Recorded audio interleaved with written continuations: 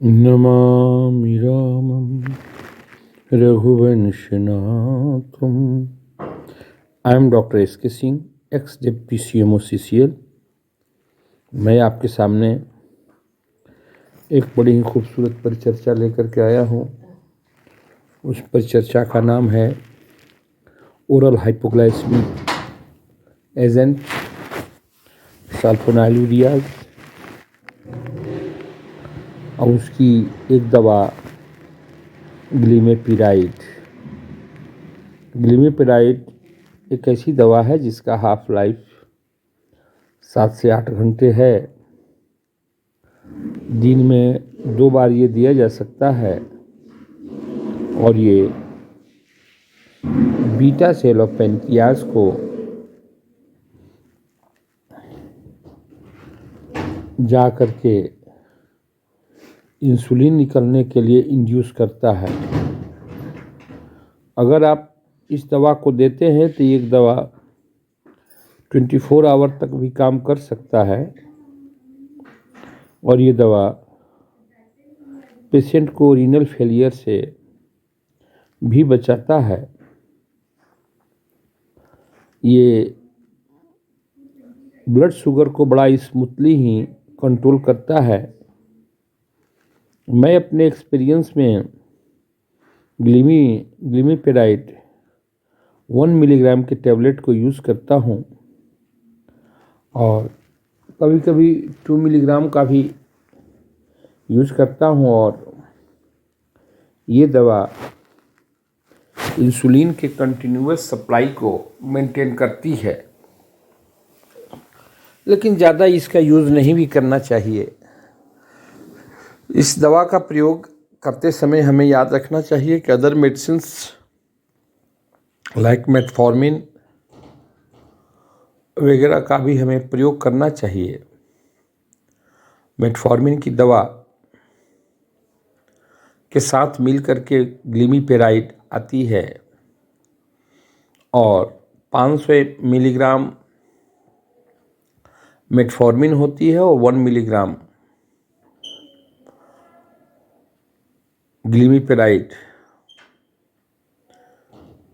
इस दवा के प्रयोग से बहुत ही ब्यूटीफुल ढंग से ब्लड शुगर कंट्रोल रहता है। मेटफॉर्मिन जहाँ लीवर, गट और मसल इनसे ग्लूकोज प्रोडक्शन को कम करता है, वहीं दूसरी तरफ ग्लिमेपिराइड इंड्यूस करती है इंसुलिन को beta cell of the pancreas से। हमें एक बात याद रखनी है कि अगर हम ज़्यादा सल्फोनाइलुरियाज का प्रयोग करते हैं, ज़्यादा ग्लिपिजाइड, ग्लिकाजाइड या ग्लिमेपिराइड का हम प्रयोग करते हैं तो एक दिन ऐसा आ सकता है कि हम पेशेंट अगर को हमें ये कहना पड़े कि अब आप इंसुलिन लेने के लिए तैयार हैं। जब हम ये दवाई देते हैं तो पेशेंट को प्रॉपर फीडिंग, हमें ओट्स, चना का दाल, सोयाबीन इत्यादि का भी सलाह देना चाहिए। बाजरे की रोटी का भी सलाह देना चाहिए या आटे में बेसन को मिला करके उसकी रोटी भी खाने का सलाह देना चाहिए चना दाल के साथ, सो दैट कि भोजन से भी हम अगर भोजन और एक्सरसाइज पर भी ध्यान दें तो ग्लिमेपिराइड बहुत ही सक्सेसफुली ब्लड शुगर को कंट्रोल करता है।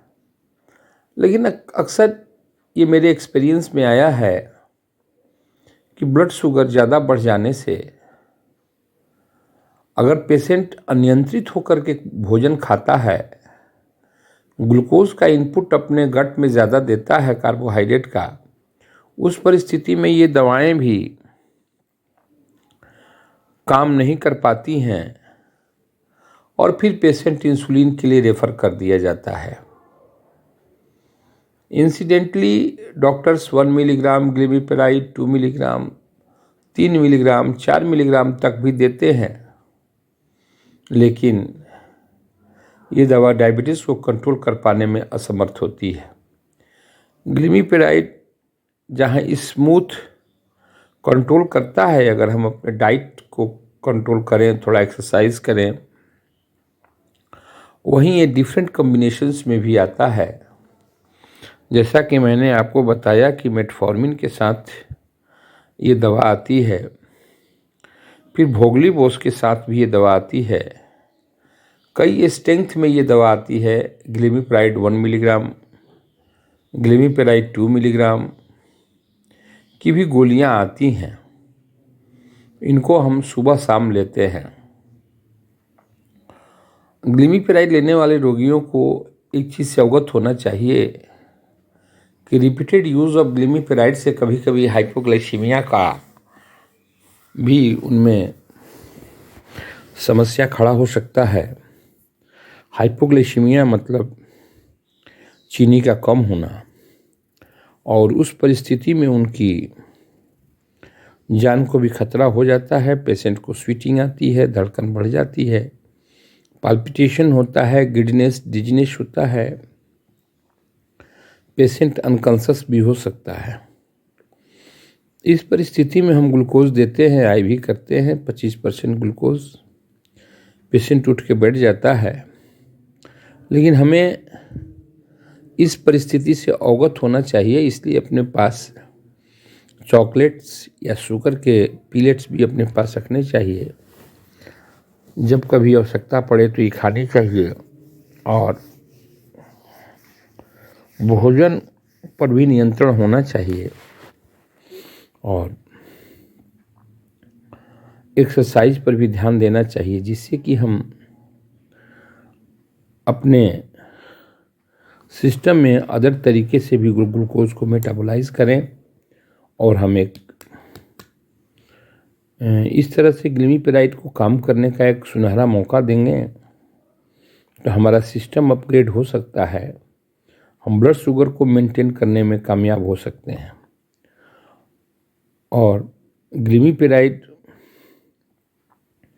ज़्यादा से ज़्यादा मात्रा में, जैसे 3 से 4 ग्राम तक लेने से आदमी को बचना चाहिए। अदर मेथड्स जो डायबिटीज़ के हैं, अदर ड्रग्स जो हैं, उन पे हमें रिलाई करना चाहिए। भोजन खास करके पेशेंट में सलाद, दाल, जौ का आटा, चना का दाल, बाजरा, रागी, ये सब खाना चाहिए।